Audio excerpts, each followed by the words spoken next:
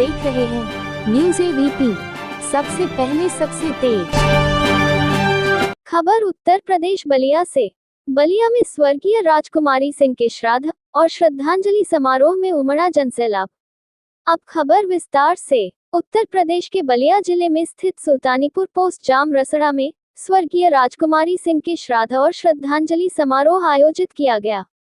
इस अवसर पर दूर दूर से लोग शामिल हुए और अपनी श्रद्धांजलि अर्पित की।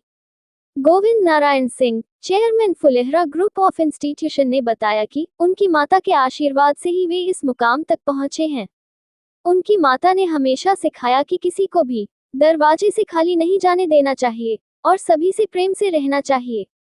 नाती ऋषिराज सिंह ने बताया कि उनकी दादी ने हमेशा सिखाया कि किसी से भी प्रेम से बोलना चाहिए और सभी के साथ मिलजुल कर रहना चाहिए।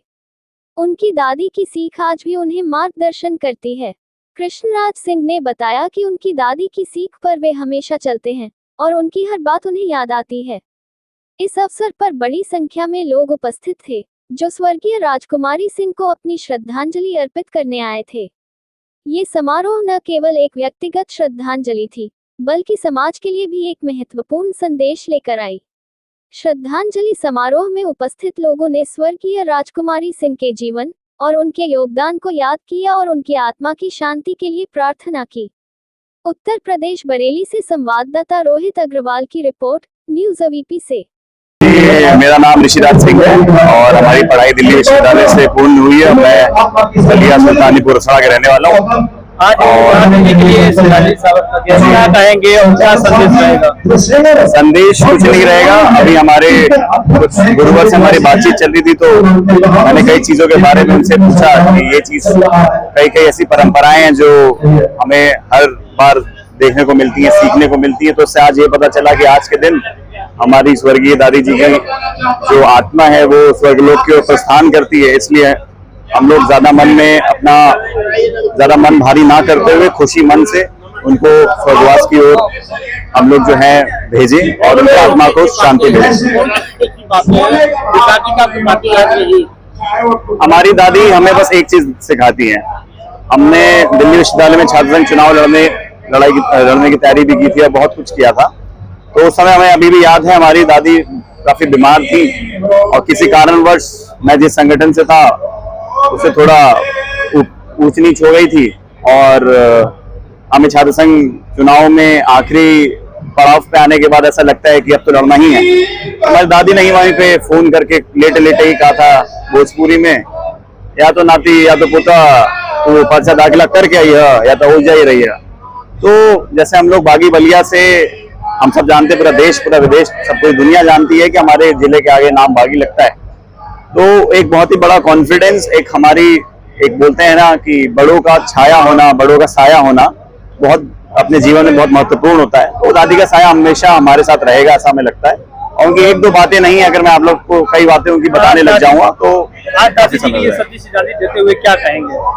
दादी जी के लिए क्या? दादी हमारे लिए हमेशा जिंदा रहेंगी, हमारे हर दिल हृदय मन तन हर जगह जिंदा रहेंगी। और यही है कि दादी जी, मेरा नाम कृष्णराज सिंह है और आज आप जिनकी तेरही में आए हैं स्वर्गीय श्रीमती राजकुमारी सिंह जी, वो मेरी दादी थी। मैं गोविंद नारायण सिंह जी का बड़ा पुत्र हूँ। तो दादी जी के लिए क्या कहेंगे? जिस तरह दादी जी ने अपनी छवि आज भी उनको याद आती है आपको? ये सबसे बड़ा पोता मैं ही हूँ, दादी का सबसे ज्यादा लाडला मैं ही था और दादी के ज्यादा करीब भी मैं ही था। तो दादी से ज्यादा सीखने को अवसर जो मेरे को मिला वो जो मैं आपको बताना चाहूंगा, दादी मेरी ये थी कि आपके द्वार पर कोई भी आए, चाहे आपका दुश्मन भी आए, लेकिन आपको हमेशा झुककर उनका सादर सम्मान करना चाहिए। तो पहली सीख तो ये है। दूसरी चीज जो मैंने दादी से सीखी कि हमेशा मृदुभाषी रहो, भले आपको कितना भी गुस्सा आए, मृदुभाषी रहो और टेम्परामेंट थोड़ा कूल रखो। तो बात की जाए बचपन की, बचपन में दादी को माना जाता है, दादी माँ एक सबसे बड़ी होती है बच्चों के लिए और दादी से लगाव बच्चों का काफी ज्यादा रहता है। जी। तो उस कंडीशन में और आपका और दादी का क्या एक कम्युनिकेशन रहा? मेरा और दादी का कॉम्बिनेशन दोस्त वाला ज्यादा था, ना कि नाती पोता वाला, पोता दादी वाला।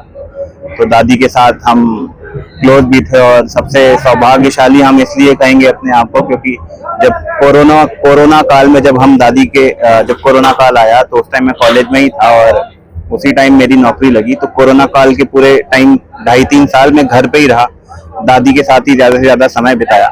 तो दादी के साथ लूडो खेलना, कैरम खेलना, उसमें थोड़ी सी चीटिंग कर देना तो दादी का गुस्सा हो जाना, वो सब चीजें आज भी याद आती हैं। तो यही सब चीजें। Thank you sir.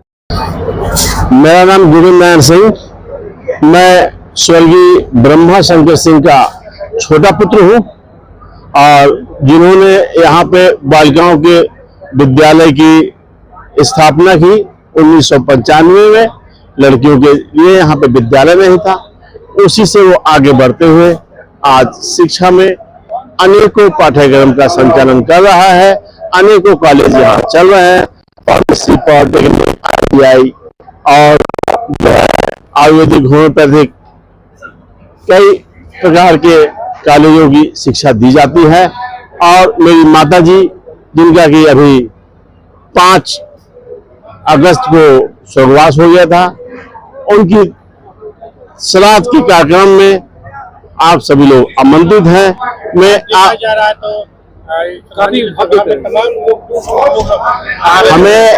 हमें आप लोगों के और हमारे क्षेत्रीय भाइयों के, क्षेत्रीय मित्रों के, छोटे बड़े सभी भाइयों बच्चों का सहयोग है। कौन सी बातें हैं जो आप भी आज भी याद करती है उनको जाने के बाद?